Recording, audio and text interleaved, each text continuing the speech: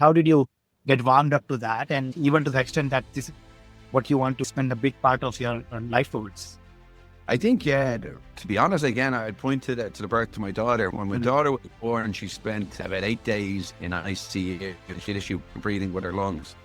So I didn't realize how stressed I was at the time. But my sister-in-law had actually recommended a book called The Flip Side, which I'd recommend for anyone to read.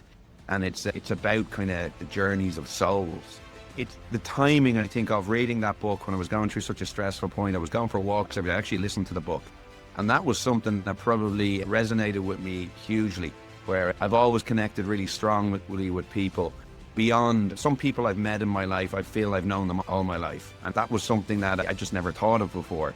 So up until that time, I probably every book I read was self-help, leadership styles, wealth generation books. Looking back now, boring books. Once you've read one or two of them, they're the same.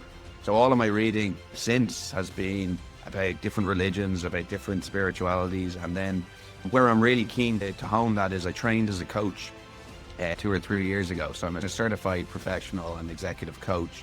I've played a lot of sports and I've been quite lucky enough to be quite successful, quite young in my professional career.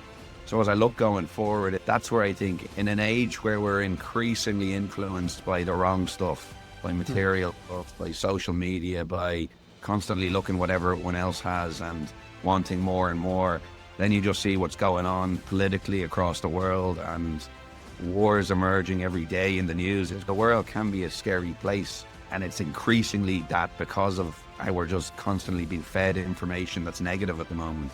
So probably something I'm passionate about at the moment is I'm not all that fearful about that, and I'd like to lead and do something very different just to reassure people that trust your gut, trust your soul, it's all going to be okay. There's not a whole ton to panic about.